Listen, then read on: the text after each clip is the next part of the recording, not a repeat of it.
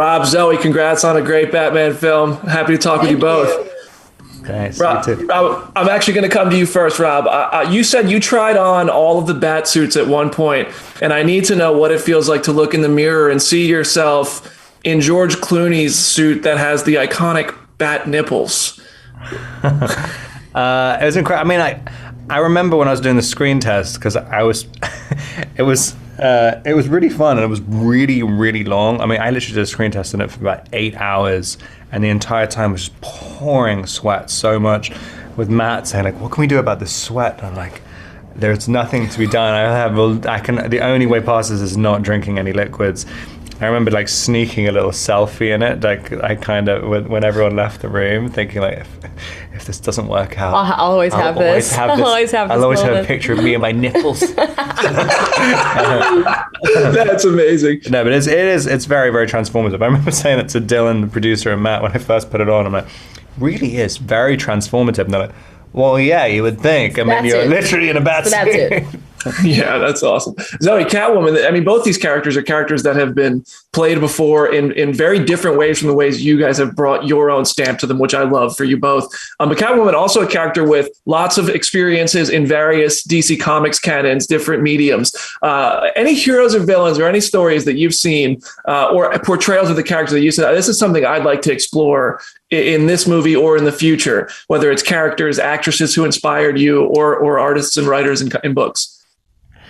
I mean, I think the idea of meeting Selina before she is Catwoman was something I was really, really excited by, and so much of it was on the page, and it was actually almost about forgetting that she is Catwoman at all. I think it was the most important thing, because the minute you start to think about who these characters are in terms of, you know, what they mean to people and how iconic they are and our own projections that we have on them, it can really start to make the characters feel two-dimensional or like caricatures. And so, you know, I was really just trying to find ways to leave these breadcrumbs of, you know, who she is now, but what will lead her to becoming, you know, actual Catwoman. And it was a really fun place to start. Oh, I need the Batman 2 yesterday. Like, I need to see where you both go, or maybe the Catwoman movie, whatever. Just give me all of it. Are these two characters that, as they learn to interact with each other and interact with the world they're in, do you think these are characters who could ever learn to play well enough with others that they work with heroes like Justice League members once upon a time in the future? I think it's hard enough just for us two to be together. I don't know. I love the idea of trying to figure out how to make. We've been talking about a lot how to get the fantastical elements, because like Matt's world and his take on it is like so grounded. So grounded, yeah. And I'm thinking like, how can you add? Like we were talking the other day, like, can you add Superman into it, but he just doesn't have any powers? He's just a guy in a cape. Yeah, it's kind of, the worlds kind of don't. He's just like, I'm work Superman. Together. They're like, so what? Oh, you're just a journalist, sir. Put those glasses on. You're Right. Rob, Can you stop changing in the phone booth? It's so inappropriate. That guy spends a lot of time. That's illegal. Yeah, keep an eye on that guy. You just I don't know, Rob. But actually, you and Matt have made it very clear. This is Batman early in his crime fighting career, year one type stuff. What are some facets of Bruce's personality that you really think are fun to explore and you want to keep seeing grow? I mean, it's the thing. We're trying to kind of, you know, I think him having less control over it. It's funny. There's things like in the animated movie Mask of the Phantasm, which I really liked. You know, Bruce, he's choosing to be Batman, but he also feels like he has no choice to be it, and so it's a burden and a curse as well as everything else, and so it kind of creates this tension between him. And you kind of, you know, throughout this movie, you know, the more he leans into being Batman, he thinks he has to. He thinks it's the only way he can survive his present. But the more kind of danger he brings to everyone around him, and it kind of, he thinks it's an altruistic decision. But then, you know, at a certain point, when everyone starts getting hurt around you, it's like how he has to kind of decide: is this a selfish thing? And you know, what good is he actually doing? And there's always this tension between them. And with Selina as well, I mean, they have this kind of burgeoning relationship, and I'm sort of looking forward to like this kind of tension where you think, is my purpose to be connected with other people and have, I guess, somewhat more of a normal existence, or is my purpose being Batman? And it's and it kind of allows for a lot of tension, a lot of kind of frustration as well. Colin, I have to come to you first, and I'm sure you've been talking about the prosthetic that you wear as Penguin to no end, but I want to hear, because your performance is able to come through in it incredibly. I've never seen anything like that before. But it also, the prosthetic and the look of Penguin and Oswald says something in itself. I want to hear from you. What do you think? What do you want the audience to take away immediately, just upon seeing the look of the character and the design that they put over your face? I mean, it's human. You know, as human beings, we make very knee-jerk kind of judgment calls on people based on their appearance, right? We're taught to do that from a very young age.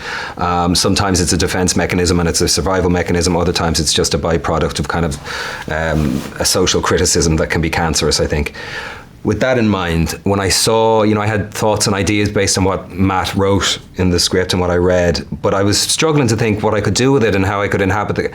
And then I saw Mike Marino's design for the character. And there was so much going on in the face. And it was so realistic just from looking at the design. And then I tried it on, but there was the scarring, the pockmarked face. There was a sadness, there was a kind of an empathy that I felt when I looked at it. And Oz is somebody who, can be terrifying. He has a propensity for violence. But like the majority of human beings on the planet, inside him there is a brokenness that Matt wanted to explore, and I think that Mike represented so much. So when I saw the actual makeup for the first time, the penny started to drop on what drove this man, what his life might have been like before, when he was a young man, when he was a teenager, 20s, working his way up the criminal cabal, and it did so much of the work for me, man. It really did. That's amazing. You think we'll ever see the monocle, the classic? I'm not sure. I don't know. I'm not sure. I might have tried it on a couple of times, and I know we went back and forth a bit. I'm not sure. Maybe. That'd be an interesting little costume piece. John, you loved your version of Falcone, man. You brought a real sense of terror and just confidence and presence that is intimidating and charismatic. And I loved your character in comics has relationships with some fantastical heroes and villains too. And the Batman is much more grounded. I'd love to hear from your perspective going into this film, what would he think of those types of fantastical characters based on what he thinks of characters such as Pattinson's Batman? Wow, that's a complicated question. I mean, I basically went to the Frank Miller comics. I mean, that's what I went to last Halloween, year one. And he obviously was very influenced by The Godfather and the book of The Godfather and the influences in that. So there has to be someone who's been there for a long time. And he has a real connection to the Bruce Wayne family, from when Bruce Wayne was a little kid.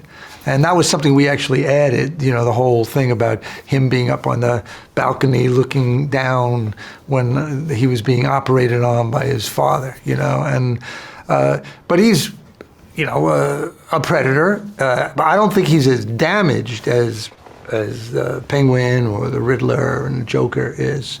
But he lives in this subterranean world, and it's obviously he controls all these politicians, all these people. And so I like the whole idea of the man behind the curtain who doesn't want to be seen, who is a recluse. So when he meets Bruce Wayne, it's like they're both are reclusive characters. They never go out, and for different reasons. Yeah. So there's all these connections, you know what I mean? And so I think that he has a lot in common with Bruce. And Yeah, I love that. Yeah. That moment. Love that moment between the two of you on the steps, man. It was really beautiful to watch. It was so intimate, and knowing what Falcone is capable of course, it's always a little bit terrifying. Where is he going to go with this?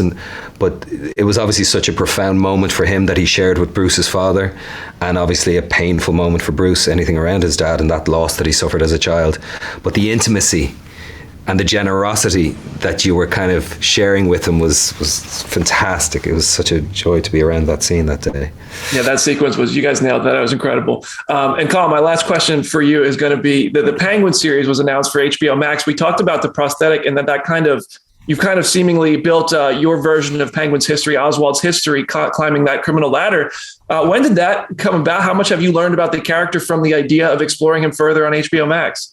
Bits and pieces, man. There's been some conversations. It like this film was, I think all of the actors, Zoe, Paul, John and Jeffrey, Rob, myself, it was such a collaborative experience, which when films are this size, it's not always as creatively collaborative as Matt allowed this film to be. Matt had very particular ideas of what the world was going to look like and the inner life of each character, but he wanted us all to bring our own sense of history and our own ideas. And so far, the experience of maybe bringing Oz into a 6 or 8 hour journey is the same. Is really collaborative, and the writer Lauren LaFranc has some extraordinary ideas, and it's kind of an amazing character to explore. His kind of awkwardness and his strength and his villainy, yes, his propensity for violence, but there's also a heartbroken man inside there, which just makes it really tasty. I would love to do it. I won't believe it until I'm in the suit and in Mike Marino's makeup and I hear action, then I'll believe it. We'll see. Yeah, I love it, man. I can't wait to go see the Batman again. I'm excited for everybody to see it. And congratulations to both of you for your excellent work being on display at this one. So thank you so much for the time. Thanks so much, man. All the best. Have a great day. Andy, good to see you again, man. Hey, Brandon, how are you, man? I'm great, dude. With the Batman now, you're a part of the new DC universe. You've been a part of Star Wars. You've been a part of the Marvel Cinematic Universe. As somebody who's been a part of all of these major modern franchises, which one lays out how much of it is a secret the most intensely when you join? Interesting. I think probably Marvel are pretty good at keeping secrets. Yeah. I think they hold the record there. Oh yeah. So when you join one of these properties, are they just like you could say nothing at all until the movie comes out? Is that how it goes? Yeah. 100%. Actually, no. Star Wars is up there. Star Wars is up there too.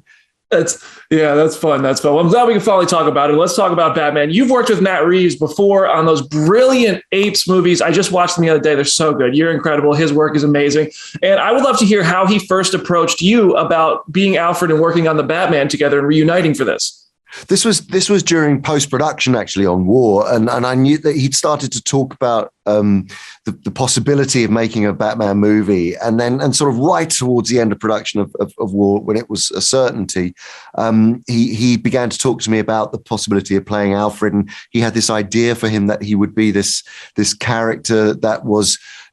That there is the emotional connection between he and Bruce was one that was on shifting sands, that their relationship was fractured and there was tension between them, and that that was what was sort of emotionally underpinning that there was a void that Alfred would never be able to step into to be a surrogate father figure for him. He just wasn't emotionally capable of doing that, and yet he, with all his heart, would want to do that. Plus, Batman Bruce is at a point in his life where he's pulling away and is causing himself psychological and physical damage, and yet doesn't care. It's nihilistic and is looking back at Alfred and pushing him away. So it was I knew it was going to be based around a kind of very emotional relationship.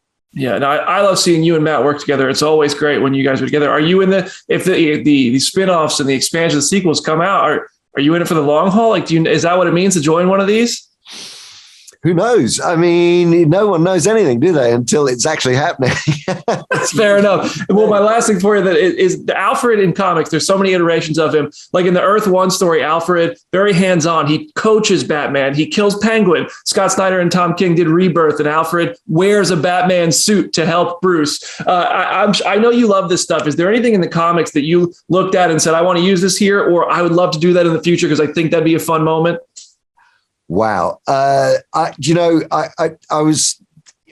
get that far. I just didn't get that far. I was so kind of engrossed in what we were doing that I couldn't even, I mean, who knows? I mean, it's a good thought. I'm going to go and think about that, though. That's fair. Those comics go all over the place. We're starting new with the Batman, and I can't wait to see what you guys do next. And right now, I can't wait for the world to see the Batman. Thank you so much for the time, Andy. You're a legend. Always a pleasure to talk with you. What's going on, fellas? Thank you for talking about the Batman with me.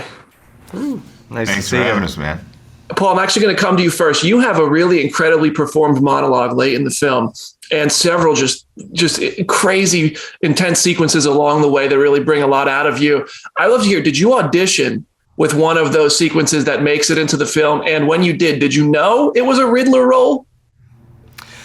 I am so blessed, happy, and relieved to say that I did not have to audition for the film.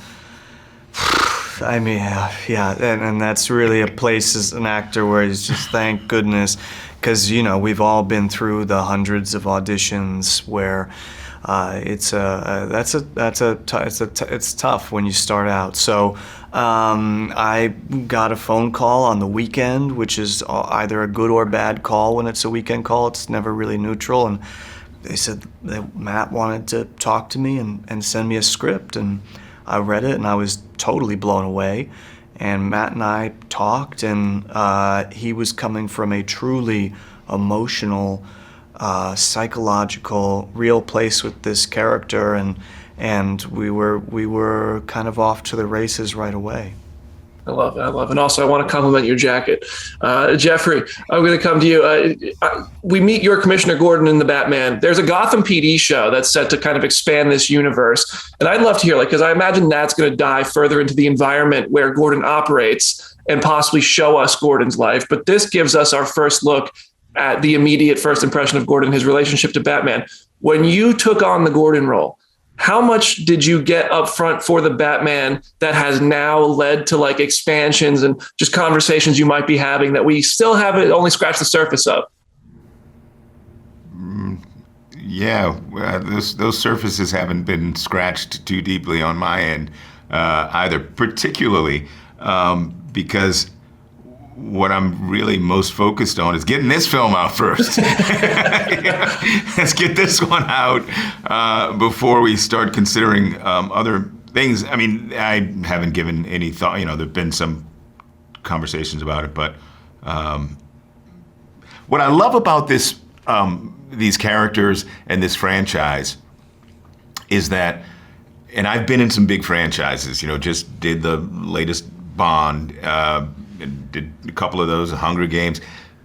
The passion for these films, the Batman films and the comics, is like nothing else I've ever experienced as an actor. And what I love, and we experienced this with Westworld too, is that fans are writers of these pieces as well, have whole narratives about the direction of the film and the nature of the characters and backstories that I think are as legitimate as anything that's written, in the comics or on a film script. So I know that people have their imaginings about, all these other things. Those are legitimate, but yeah, let's just get this first one out. Let's just get the film out first. And if I can, on my way out, Paul, I want to hear your reaction to that final scene where we see you with another character. What did you think when you read that? I thought, all right. I love it. Well, thank you, fellas, so much for the time. Congrats on a great film, and I'll talk to you soon. Matt, honestly, so excited to finally be at this point to be able to talk to you about the Batman. I honestly got to start by complimenting you on this Commissioner Gordon look you got going. Is that a coincidence? Yeah. You know what? That's actually what it is. What happened was during the pandemic, there was just a moment where I was like, well, everybody you start doing things that you wouldn't do. There was a moment where I had to cut my own hair. I shaved my head and did that whole thing. And there was a point where, I had asked everybody who was going to be on the Gotham PD, I would say, you got to grow a mustache. That's what it is. We got to have that look. And so at a certain point during the pandemic, I was like, you know what? I made them do it. Why don't I do it? And so now, yes, I have an honorary Jim Gordon look that I carry along. I mean, our Jim Gordon is the great Jeffrey Wright, but I am a visual echo of Gordon's past. I love that. Talking the talk, walking the walk. I love that, man. Congratulations on the film. I'm so excited to have seen it. You did an incredible job directing this film. I want to hear about using the volume technology to create Gotham City on your set, because I am longing for the day set visits come back and I get to see this in person. You guys really had Gotham there. I want to hear about immersing your cast on the rooftop, whether you used it in the car chases, where that benefited you the most, and how that also kind of created new challenges. Yeah, I mean, like Greg Fraser, who we did Let Me In together, and I'd been wanting to work with him ever since, and our schedules just didn't align. And then on this film, it finally did again, and I was really thrilled because I love him. And his, he had, through Rogue One and The Mandalorian, started using that volume, and we started saying, he'd used it for a very, very different kind of landscape. The idea of when you're on the planetscape and you're out in a kind of desert vista or that kind of thing. And so we started talking about the idea, well, gee, could we do something? We talked to ILM. Could we, with our amazing production designer, James Chinlin, design our own Gotham and then in certain environments, bring that and have it around our actors so that we could not only have it there for the actors, but it would be the source of the light. I mean, one of the things in these movies that always happens when you're doing these kind of sort of blockbusters is there's almost always that moment where you're doing the blue screen scene and trying to get that light so that it comes off of that space that doesn't yet exist in such a way that you believe that what you're seeing in the foreground is connected to what you're seeing in the distance. That's a really challenging thing, and it almost always sort of stands out. And Greg and I talked about how much we hated that and how hard it is to try and do that. So what on this one we were able to do is James was able to design with ILM a very extensive Gotham, and the scenes that we used it in, I saw a version of like where that bat signal would be sort of living as, because, you know, Gordon is now the only one who trusts Batman at this point.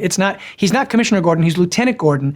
And so if he's the one who comes up with this idea, but it isn't even on top of the GCPD, I thought, well, what if we do this on an abandoned skyscraper that's part of the renewal program that was never finished? Mm-hmm. And they just keep meeting really like Woodward and Bernstein and meeting, or like meeting Deep Throat in All the President's Men. They meet to discuss this crazy conspiracy in this abandoned and unfinished skyscraper. And so that meant we could have the city that they were talking about all around them. And then later, Batman meets Selina there at sunset. And if I had to shoot that scene at sunset, we never could have done it because we basically are able to keep the sun where it needed to be in the sky throughout the course of the 3 days that it took to shoot that scene. So working in the volume was thrilling. You had to adjust to it because it's like you had it around you and how you set up shots. Like the great thing about it was you weren't setting up going like, okay, well, gee, I wonder how they'll be in relation to the buildings behind them because they're there. And then the actors, you have this feeling you spend hours there and you feel like you're there. And so it took time to get adjusted to, but it was very special. And I think it really, I think it adds a lot visually to the film. We didn't use it in the Batmobile chase because you couldn't really take a Batmobile and like move it through a volume. We did use some of the panels in some of the places when you had to do some driving shots, but we also did a lot of stuff practically in that scene. Like there's a scene where you see the truck falling over and it's in the trailer, it blows up and Colin goes like, I got you, that whole thing. That's Colin actually in the actual car, and we're on what's called a 50-50. We take the camera, mount it on the side, and those explosions are actually going off behind him, and he's reacting to them so that so much of what you're seeing in that thing is super, super grounded and real because we did it for real. We actually did jump the Batmobile through the fire. Like, that shot's real. That's not a CG shot. That's one of those things I'm always assuming that people will see it and they're going to go like, oh, you know what? That's just a CG shot. Cool, whatever. But that shot, when you're looking in the Maserati in that sort of side mirror and a Batmobile is coming through flames, we did that. That is unreal. Wow. Well, I already gave me the wrap. I could talk to you about this all day, and that was so satisfying to hear. Thank you so much, Matt. Cool. I hope to catch up with you again. Yeah, absolutely. I'm so glad you liked the film, man. Thank you. Thank you, man. Thank you.